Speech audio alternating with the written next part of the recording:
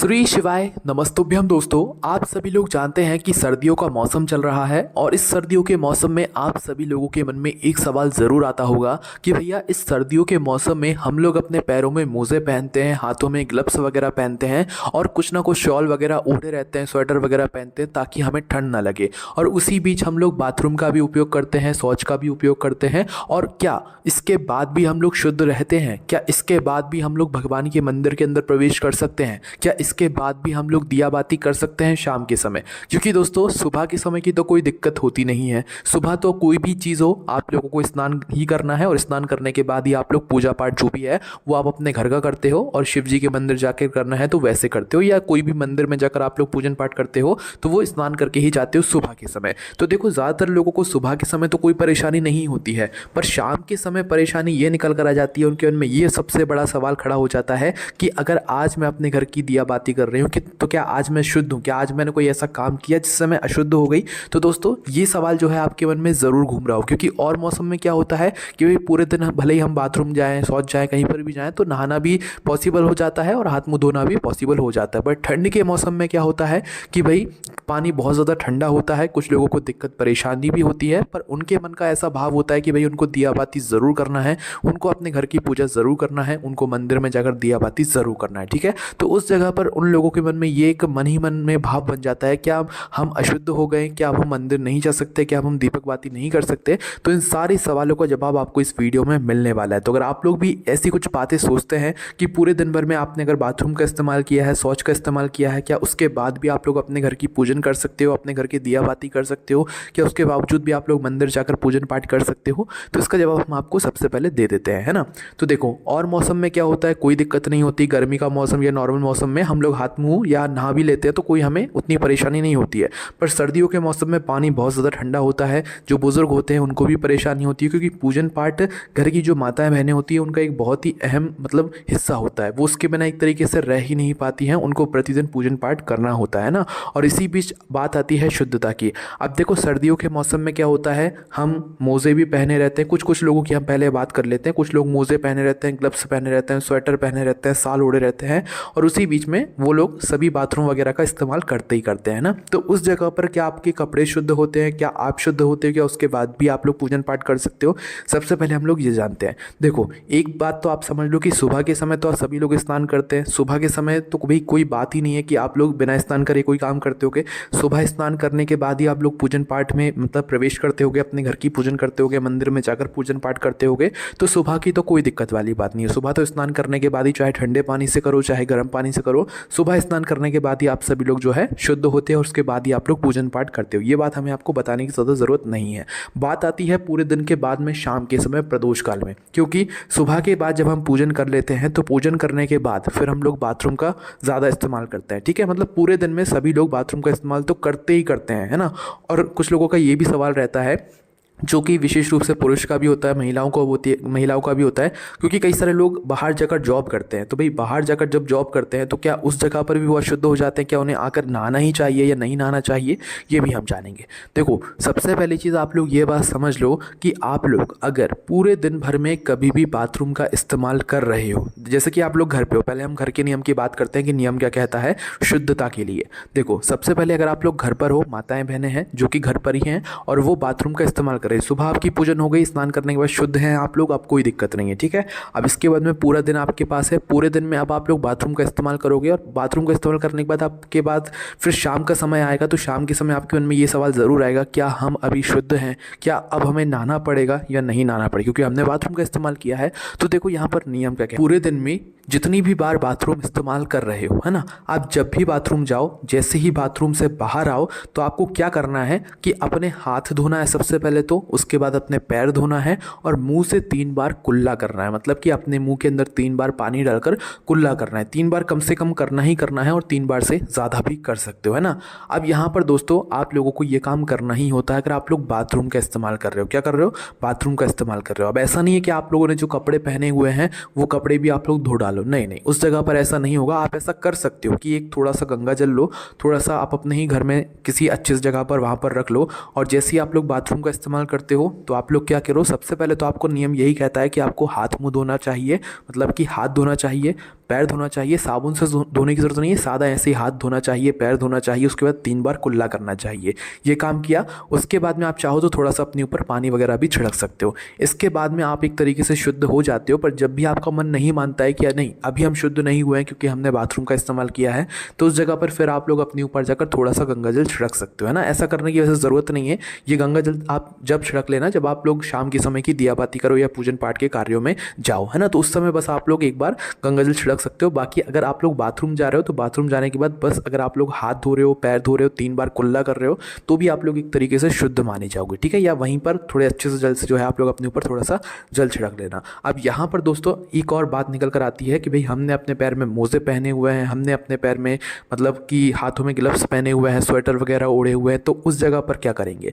तो देखो उस जगह पर आप लोग मात्र ये करोगे कि वैसे नियम तो यही कहता है कि आप लोगों को बाथरूम से आने के बाद जो है हाथ पैर ज़रूर धोने चाहिए। पर अगर कोई बुज़ुर्ग है, अगर किसी को कोई दिक्कत परेशानी है और वो ठंड में पूरे दिन अपने हाथ में मतलब ग्लव्स वगैरह पहने रहते हैं, स्वेटर वगैरह ओढ़े रहते हैं और मोजे वगैरह जो है वो पहने रहते हैं, तो उस जगह पर आप लोग बिल्कुल बाथरूम का इस्तेमाल करो, है ना। और बाथरूम का इस्तेमाल करने के बाद आपके हाथ भी मतलब हो सके तो हाथ धो लो, अन्यथा कुल्ला तो आप लोग ज़रूर करो, ठीक है। अब कुल्ला आप लोगों ने कर लिया। अब देखो पूरे दिन भर तो आप ऐसे कर लेना, पर जब आपके शाम के समय पूजन का समय आए तो पूजन के समय से कुछ समय पहले आप लोग क्या करना कि अपने ग्लव्स उतार कर एक साइड रखना, अपने मोजे उतार कर एक साइड रखना और अब जाकर अच्छे से हाथ मुंह धोना। अब हाथ मुंह धोने के लिए सर्दियों में हम ये आपसे नहीं कह रहे हैं कि आपको ठंडे पानी से ही हाथ मुंह धोना है। आप ठंडे पानी से हाथ मुंह मत धो, थोड़ा सा कुनकुना या गर्म पानी कर लो, आप अपने घर में कर लो, चाहे किसी भी चीज़ से कर लो, गर्म पानी करके उससे हाथ मुंह धो लो। ये बात उन लोगों के लिए है जिनको मतलब दिक्कत परेशानी है, किसी की कोई मतलब क्योंकि बुजुर्ग लोगों को बहुत परेशानी होती है सर्दियों में, तो उन लोगों के लिए हम बात कर रहे हैं। या अगर आपको भी कोई दिक्कत परेशानी है पूरे दिन भर में हाथ पैर धोने से या कुल्ला करने से, तो सिर्फ आप यही कर सकते हो कि पूरे दिन भर आप लोग अपने हाथ पैर में मोजे मगर अगर पहने हुए हो तो ये बात आप लोगों के लिए, ठीक है। अगर नहीं पहने हुए हो तो आप इंस्टेंट बाथरूम का इस्तेमाल किया है आपने, उसी वक्त हाथ धो, पैर धो और 3 बार कुल्ला कर लो, वहीं के वहीं आप शुद्ध हो जाओगे, ठीक है।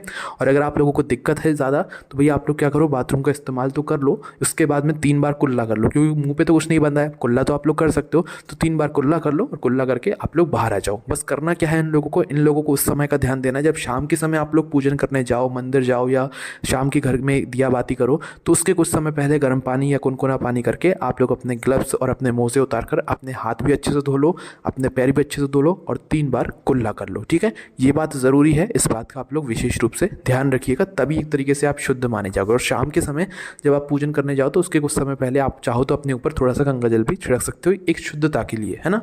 अगर आपके मन में ऐसा सवाल आता है कि हम शुद्ध हैं या नहीं है, तो अगर आप लोग बाथरूम का इस्तेमाल करने के बाद हाथ धो रहे हो, पैर धो रहे हो और 3 बार कुल्ला कर रहे हो, तो आप लोग शुद्ध हो, कोई दिक्कत वाली बात नहीं है। और जिन लोगों को दिक्कत है, जो लोग सर्दियों में पूरे दिन अपने हाथ पैर में जो है मोजे वगैरह या ग्लव्स वगैरह पहने रहते हैं, तो उन लोगों के लिए मात्र यही बात है कि आप शाम होने से कुछ समय पहले या पूजन करने से पहले आप लोग अपने ग्लव्स वगैरह उतार कर, मोजे वगैरह उतार कर एक बार हाथ पैर अच्छे से धो लो, कुल्ला कर लो। उसके बाद में आप लोग जो है पूजन में बैठो। पूजन के समय बैठने के लिए आप लोग क्या करोगे, जब आप पूजन करो, अपने घर की दिया बाती करो या मंदिर में पूजन करने के लिए जाओ, तो उस समय आप लोग वो मोजे मत पहनना जो कि आप लोगों ने मतलब पहने हुए थे, जो कि आप लोगों ने बाथरूम जाते हुए भी पहने हुए थे।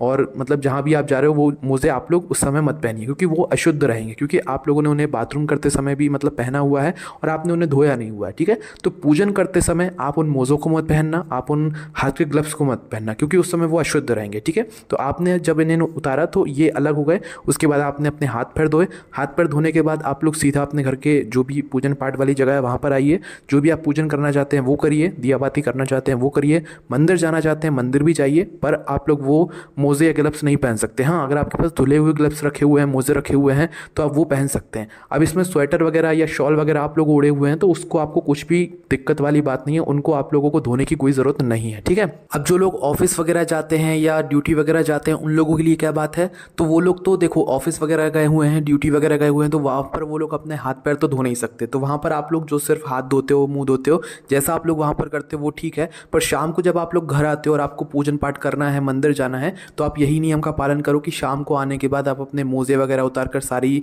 मतलब चीज़ें उतार कर आप लोग क्या करो, गर्म या गुनगुने पानी से हाथ मुंह अच्छे से धो, कुल्ला करो। उसके बाद फिर आप लोग पूजन पाठ वाली जगह पर जा सकते हो, मंदिर भी जा सकते हो, दिया बाती भी कर सकते हो। ये बात दोनों के लिए है, महिलाओं के लिए भी है, पुरुष के लिए भी है जो कि बाहर जाकर काम करते हैं, ठीक है। अब ये हो गई बाथरूम की बात। अब अगर आपने पूरे दिन में कहीं पर भी किसी भी जगह पर घर में शौच का इस्तेमाल किया है तो उसके बाद नियम क्या कहता है वो सुन लो। तो देखो, बाथरूम करने के बाद आप लोगों को हमने जो भी नियम बताया वो आप लोग सभी आसानी से कर सकते हो, ठीक है। पर अगर आप लोगों ने पूरे दिन भर में शौच का इस्तेमाल किया है और आप शौच गए हुए हो तो उसके बाद सिर्फ एक ही नियम कहता है कि शौच जाने के बाद आपको नहाना ही पड़ेगा, तभी आप लोग शुद्ध होगे, अन्यथा नहीं होगे, ठीक है। तो शौच गए हुए हो और शौच जाते हुए भी एक बात का ध्यान रखना कि अगर आपने शौच जाते हुए जो भी वस्त्र पहने हुए हैं वो वस्त्र आप लोग दोबारा से नहीं पहनोगे। अगर पहन लिए तो आप फिर से अशुद्ध हो जाओगे, ठीक है। तो इसलिए आप लोगों ने शौच जाते समय जो भी वस्त्र पहने हुए हैं उनको धोकर ही फिर आगे आप लोगों को जो है पहनना पड़ेंगे, या उनको डबल से मत पहनना, अगले दिन धोकर फिर पहनना, ठीक है। इसके बाद आप लोग नए वस्त्र पहनना, जो भी धुले हुए कपड़े होते हैं वो पहनकर ही आप लोग पूजा पाठ वाली जगह पर जाना, दिया बाती करना, इस बात का ध्यान रखना। या तो फिर आप क्या करो कि उतने ही कपड़े पहनो शौच जाते समय जितने आप लोग आसानी से उस समय धो सको, ठीक है।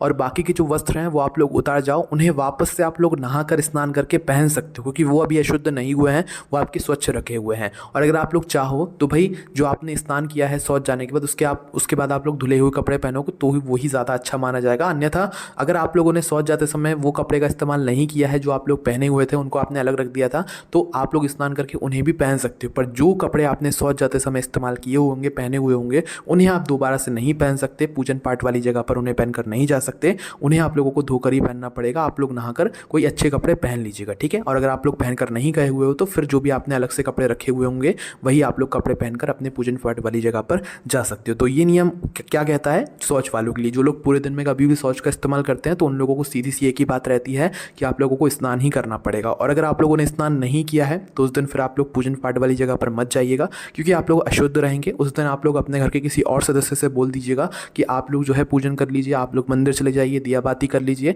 क्योंकि हो सकता है इस सर्दियों के मौसम में बहुत सारे लोगों को परेशानी होती है, क्योंकि सभी लोग हर समय स्नान नहीं कर सकते, क्योंकि परेशानियां बहुत होती हैं। क्योंकि सर्दी के मौसम में पानी ठंडा होता है और अगर कोई स्नान भी कर लेता है तो भाई सर्दी वगैरह हो जाती है, तो बहुत सारी समस्याएं रहती है। तो इन सभी समस्याओं को देखकर आप लोग नियमों का पालन कीजिएगा। हम आपसे ये बिल्कुल नहीं कह रहे हैं कि आप लोगों को स्नान करना ही करना है, बस शौच जाने के बाद अगर आप लोग स्नान नहीं करोगे तो फिर वो आप अशुद्धि में आओगे। इस वजह से फिर आप लोग अपने घर के किसी और सदस्य से पूजन करने के लिए बोल देना। और अगर आप लोग स्नान कर सकते हो तो बिल्कुल स्नान करके ही पूजन पाठ वाली जगह पर जाना, तभी आप लोग शुद्ध माने जाओगे। और बाथरूम का क्या है, जो भी था वो हमने आपको अच्छे से समझाया कि बाथरूम जा रहे हो तो बाथरूम से आने के बाद हाथ धो, पैर धो, 3 बार कुल्ला करो, उसके बाद आप लोग एक तरीके से शुद्ध माने जाओगे। जो लोग मोजे वगैरह पहनते हैं या ग्लव्स वगैरह पहनते हैं तो भाई वो पूरे दिन अगर अपने मोजे ग्लव्स नहीं उतार सकते तो वो शाम के समय पूजन से पहले उन्हें उतार कर अलग रख दें। उसके बाद में आप लोग हाथ मुंह धोएं, कुल्ला करें, उसके बाद फिर आप लोग पूजन वाली जगह पर पूजन पाठ जाकर करें। पर उस समय आप लोग अपने वो अशुद्ध वाले जो मोजे और